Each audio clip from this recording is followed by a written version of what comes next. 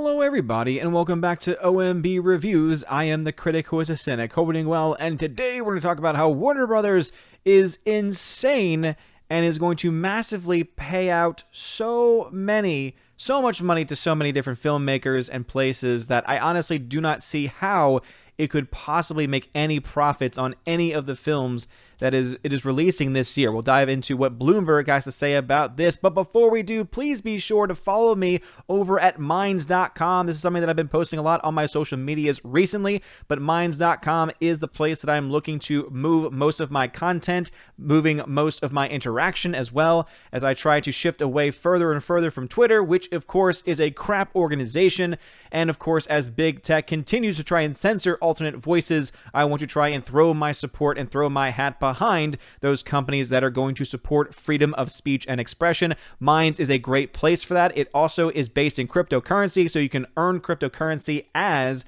you are interacting with different people on the platform, which is pretty damn awesome. There's also a way for me to upload videos over there on Minds Plus, and so if you have a Minds Plus account, you can watch my videos exclusively on that platform, and if not, of course, you can continue to watch it on YouTube and Rumble as I continue to try and back these videos up to wide varieties of various places. And so as you can see, Animation Commentator has just subscribed to me on Minds. Thank you very much, good sir. And thank you for voting up my activity as well. So again, if you want to join us where the fun kids are playing right now, as Parler has officially been shut down, and the CEO has said that it might be almost impossible for them to get back up on the ground. It's still very much there. I think there's a lot of high-profile people that are going to throw money behind the project to either get their own servers, but that will obviously take a little bit of time. I'm going to go over to Minds because it is a system that's been around now for a long time. I've used it consistently for a long time now, and it has never caused me any issues. There's an app that works pretty well. The web interface works too. Gab is one that I know a lot of people have talked about. The unfortunate part about Gab is that it seems to be bogged down right now with just a lot of activity. I think they said estimated 600,000 people fled over there, but Minds also has been seeing a lot of traffic, and so far is being able to hold up to all of the new traffic, as well as my notifications are getting blown up from people joining over on Minds. And so if you want to join Minds and support the channel, I will leave a referral link to Minds in the description, where if you sign up and go through the process there,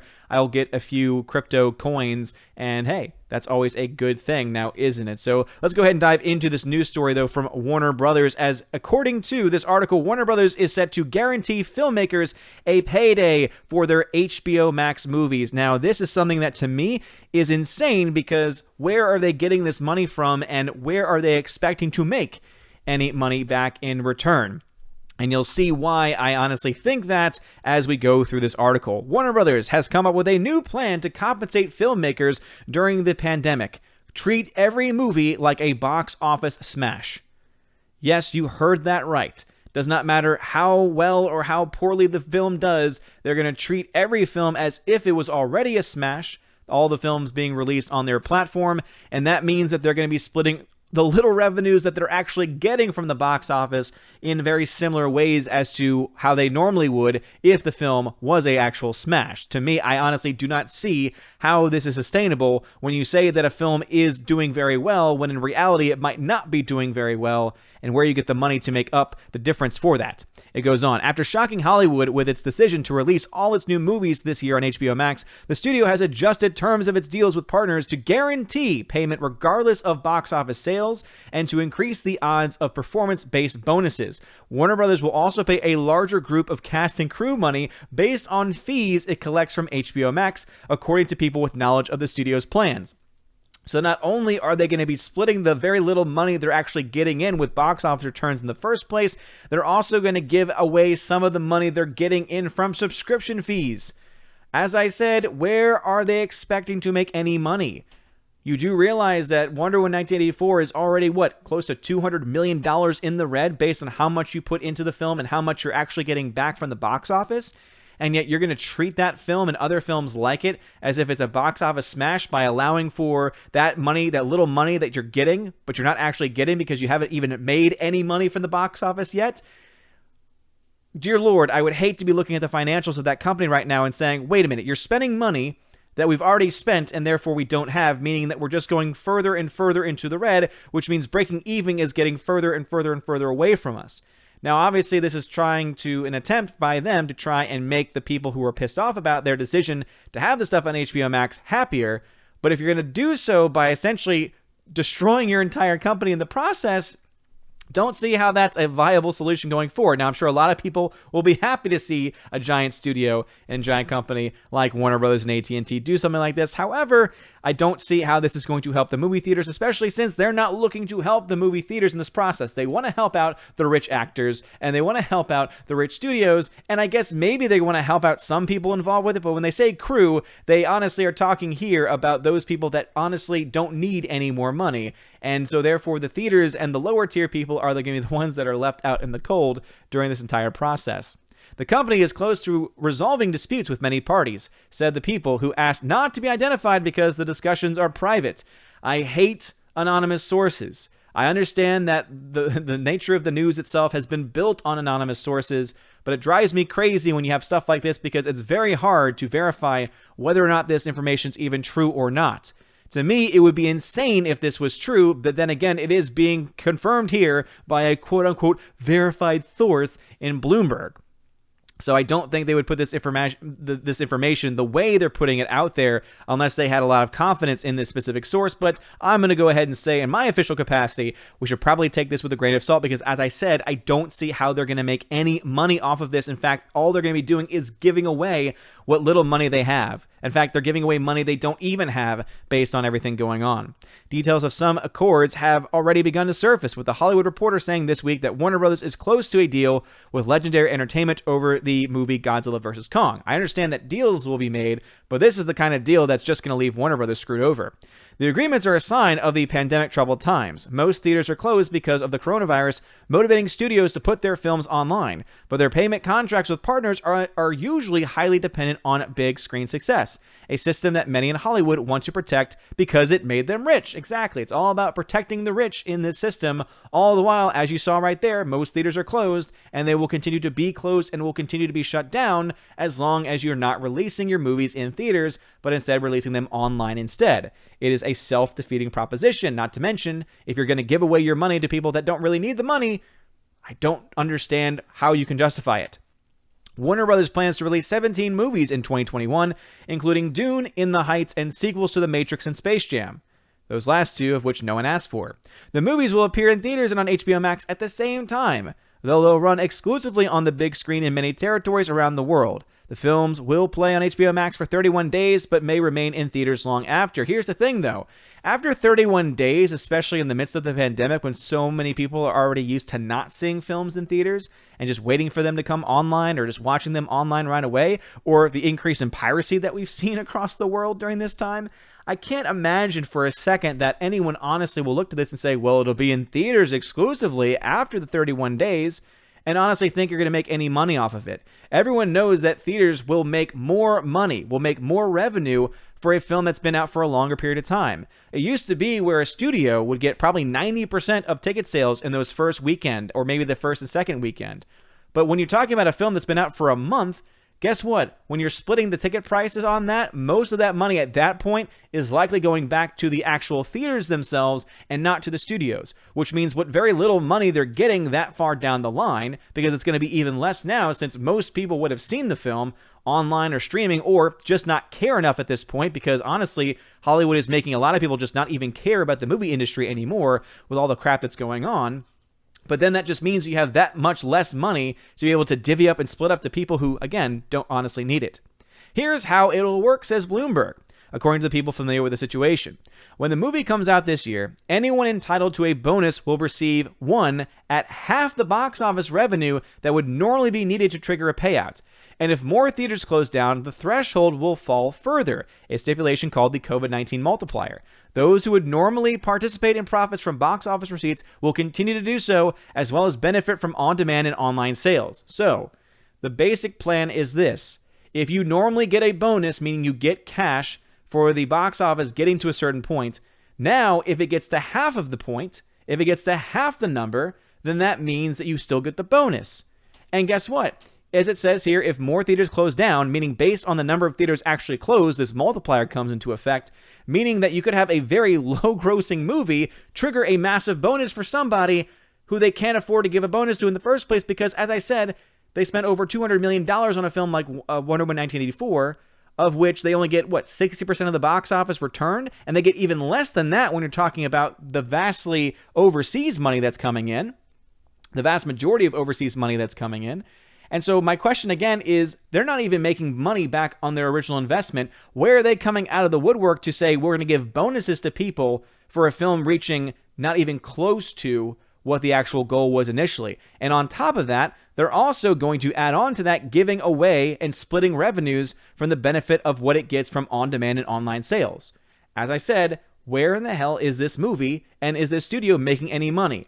Either they're complete idiots and they're just losing money for the sake of losing money, trying to make it up elsewhere or trying to pave good vibes for the future, or they're making some money elsewhere. And one has to ask the question, what nefarious thing, what nefarious place are you getting all of the secret cash from? Because it's not from this movie, it's not from the box office, and yet you're giving away bonuses willy-nilly. Interesting. HBO Max will pay Warner Brothers a fee. Here's what I don't get. HBO Max, which is owned by Warner Brothers, so Warner Brothers is going to pay itself a fee that it already has. That makes sense. That's lucid. It says HBO Max will pay Warner Brothers a fee for its 31-day window, and the money from that will be shared with not just profit participants, but cast and crew. Both businesses are a part of AT&T Inc.'s Warner Media, run by streaming veteran Jason Kilar. Quote, HBO Max is paying a considerable fee for the ability to exhibit these films, Kilar said in an interview last month. AT&T, which acquired the Warner operations in an $85 billion acquisition in 2018, has a lot riding on the strategy. In addition to helping it cope with the pandemic, the hope is to draw millions of subscribers to HBO Max, which launched last year. The telecom giant is counting on Disney on the platform to become a full-fledged competitor to Netflix and to Disney+. So here's the thing. Here's the only way it can make sense to me. You have a giant corporation like AT&T. It divvies up money to these different groups. So HBO Max has its own funds, and Warner Brothers and Warner Media have its own funds. But it's still owned by the same company. And so even if you're going to argue that it's two companies that are under a larger company giving money to each other, in this case HBO Max paying a fee to Warner Brothers, since they're all owned by the same people and they're all under the same umbrella, it's still the same money changing hands. To me, this is sounding more and more like a Ponzi scheme operation, like a pyramid scheme in a certain way, where basically you have all this money just floating around, but the money doesn't seem to be adding up at this point. As I said, if we're just going to base this off of the numbers that we're getting from the box office, there's not enough money for them to divvy up this way. There's not enough money. There's no money, in fact, right? You're spending $200+ million to make the movie, of which you need to make back. You're not making that money back, which means you're still in the red, and now you're going to be giving away bonuses based off of money that you're getting from a service that you already own. Are you as confused as I am? Doesn't make any damn sense to me, now does it? Doesn't make any sense to you, now does it? How in the world are these giant corporations and companies allowed to just do this? Honestly, it's an honest question, because I'm honestly thinking that there's something nefarious going on here if there's no accounting for this money. Now, I'm sure all of their books are fine. I'm sure all their books make sense, and their stockholders are all happy and fine and dandy, and all those stock numbers are probably looking pretty good. But honestly, where is this money coming from, and where in the hell is it actually going? This is the reason why more than ever before we need to start trying to push ourselves more towards independent content, whether that be content creators or independent films, because these giant studios are a giant Ponzi scheme waiting to crumble and to fall when the rug is officially pulled out from underneath them. Again, it's kind of insane to think that this is going on, but this is the reason why more so than ever that you should go and support me over on Minds.com. It would really mean a lot. Again, I've got 18 notifications, but these people are going crazy. If you want to join over on Minds, I will drop a referral link in the description of the video below. So please click on that and join using that link. It will help me get a little bit of that crypto coin. And yeah, who knows what will happen from there. If you do want to support the channel, though, there are other links in the description, including crypto addresses to my my Ethernet wallet, my Ethereum wallet, and also my Bitcoin wallet. So if you're into the Bitcoin Ethereum space and you want to donate some money to me that way, that is now an option. And also links to other places that you can donate. And of course, to follow me on social media. As I said, I used to have a presence on Parler, but Parler has since been shut down, and it's not looking very good for that firm and for that company to be able to come back at this point. And even if it were to come back, it'd have to be on its own servers. And right now we've seen that Gab is suffering tremendously from bottlenecking. It's completely unusable at this point because of how much traffic's over there. All the while, Minds Plus is looking pretty good. Minds is looking great. The traffic's going pretty well over there too. And so far, the app and the website have not crashed on me yet. And it's a pretty good format. It's a pretty good interaction experience. It reminds me a lot of some of the better parts of the organization that's Twitter. And again, I am still present on Twitter, but I'm going to try to start moving more and more traffic over to Minds to try and get away from further and further censorship and giant tech corporations that honestly need to be investigated, to be looked into, and essentially to be brought to trial. Anyway, what are your thoughts about this story? Let me know in the comment section below. Also, let me know, where do you think they're getting this money from? Am I missing something big? Please let me know that in the comments as well. If you like this video, smash the like button, smash the rumble button. You can also watch this on Minds Plus if you're over there and you want to and put some money into that platform. And if you want to watch over there, let me know and leave a like and a comment on the video over there as well if you so choose. You guys are all amazing and beautiful people. I hope you all have a wonderful day. And as always, God bless. And now for a huge shout out to all of my January 2021 Patreon and Subscribestar members: Albertus Magnus, Ali C83, Andrew Hoyle, Animation Commentator Brian P, Dion, Divex, Enrique Evangelista, Father Christopher Miller, hail to you, Father, Father Damian Cook, Garrett Searles, The Hunky Chunky Funky Monkey, Inflamed Wood,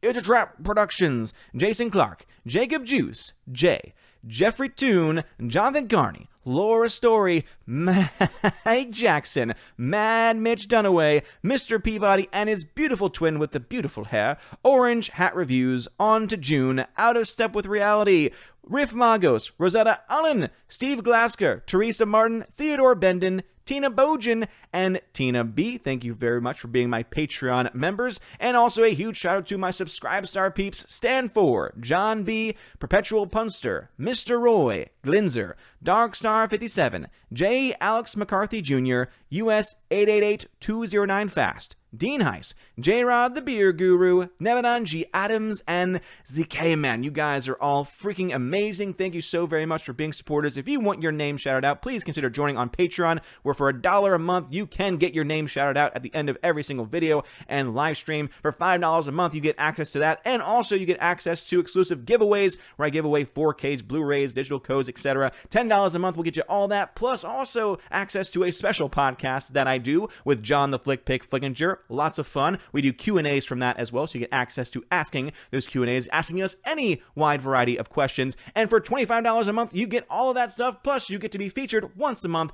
on the Chosen of Valhalla live stream. And also for that first month, you get a free t-shirt shipped anywhere throughout the world. So if you want to consider any of those things, please check out the links in the description below, where you can find my Subscribestar and Patreon, and also other ways to support the channel. You're all amazing and beautiful people. Have a wonderful day, and as always, God bless.